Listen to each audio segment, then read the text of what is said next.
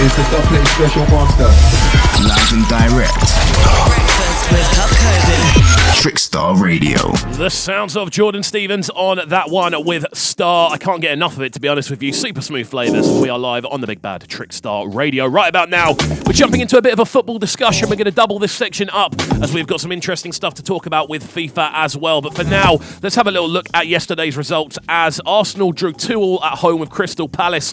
Goals for Aubameyang early on. Benteke with a pretty good equaliser, but again coming from defensive errors from the Arsenal back line. Edouard then scores on the 73rd minute. Again, a similar scenario, people getting caught in possession. I think it was Lokonga who got caught both times. And then in the 95th minute, a bit of a defensive scramble. Lacazette scores to equalise and make it 2-2. Not the best result at home for Arsenal, who are going to want to start picking up points if they are going to be looking for a European place sometime soon.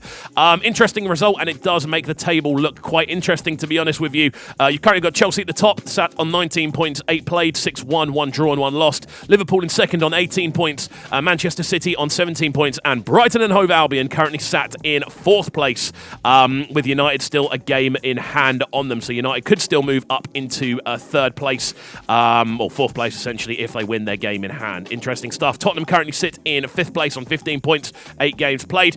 Although United don't have a game in hand. What am I on about? I'm just talking absolute nonsense here. But there we go. Everyone played 8, and that is currently how the top 6 sit. Brighton sitting firmly in 4th place. Fantastic stuff. Go on, Brighton. It's great to see.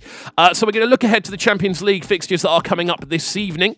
You do have Club Brugge hosting Manchester City in the 5:45 kickoff. You've then got PSG hosting RB Leipzig in Group A. Group B consists of Atletico Madrid hosting Liverpool and FC Porto versus AC Milan. Besiktas hosts Sporting Lisbon in a 5:45 kickoff in Group C, with Ajax hosting Borussia Dortmund. You then see Sheriff Tiraspol travel to Inter Milan and Real Madrid travel to Shakhtar Donetsk. Now, this is where it does get quite interesting indeed, purely because when you look around how the first results have gone in the Champions League, there's still a long way to go, don't get me wrong, but it is looking interesting. PSG and Club Brugge both sitting on 4 points in their group, RB Leipzig sitting bottom and Manchester City on 3 points. Liverpool currently top of their group, looking like they are cruising to qualification, with Atletico Madrid in second on 4 points and Porto on 1, with AC Milan on currently 0 points. They're going to have to really turn it around in the next few games. Ajax and Borussia Dortmund both sitting on 6 points each, completely undefeated. They play each other this evening to see who will go top. And then in Group D, which for me is the real surprise of the bunch, Sheriff Tiraspol currently sit top of their group, 2 games played, 2 wins, 6 points with a +3 goal difference. Real Madrid in second on 3 points, and Inter Milan and Shakhtar Donetsk both drawing in last place on 1 point. Interesting stuff indeed.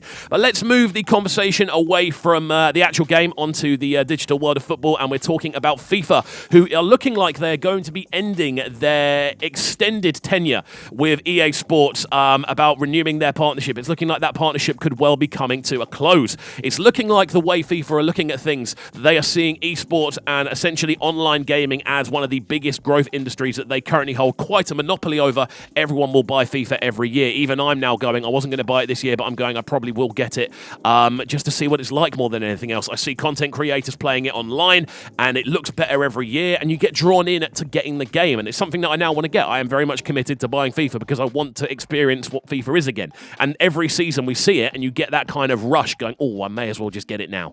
And that's probably what I'm going to do. Maybe even just to play career mode. I genuinely don't know. I was an avid FIFA player until recently, and then I went, you know what, this is getting too much. It's stressing me out too much. I'm going to take a step back. However, the interesting thing about this is obviously splitting up with EA opens the door to them working with numerous other creative parties.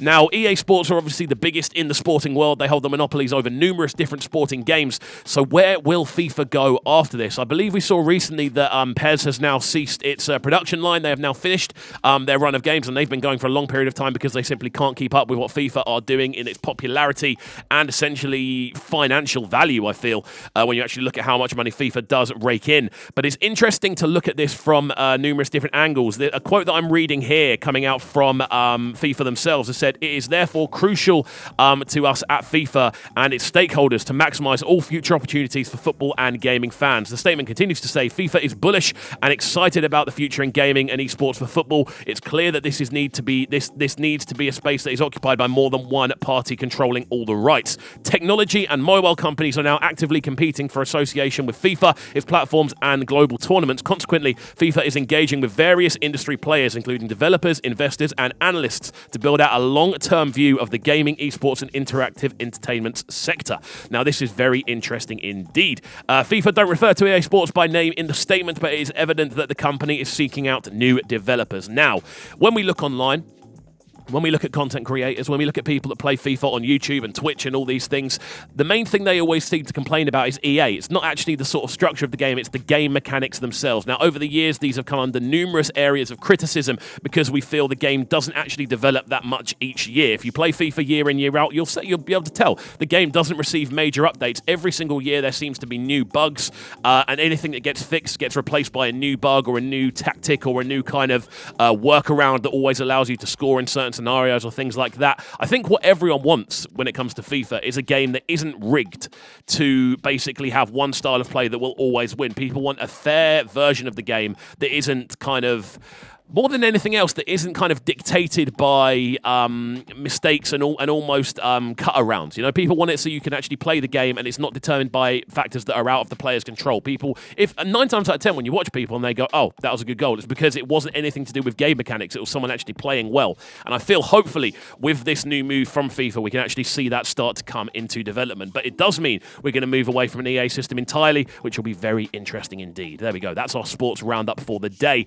Just coming up to 32 minutes past 8 here on Trickstar Radio. We're halfway through the show. This one, the sounds of Black Habit on remix duty. WTS Circles on the original. The track of the week is coming up in just a few minutes. Masego, Big Boy and JID on the following track as well with Garden Party. It's Trickstar Radio, people. Keep it locked and don't go anywhere. Breakfast with Kxvu in the building till 10. Oh, yes. This is Breakfast with Kxvu, bringing you their morning flavours on Trickstar Radio. Trickstar Radio.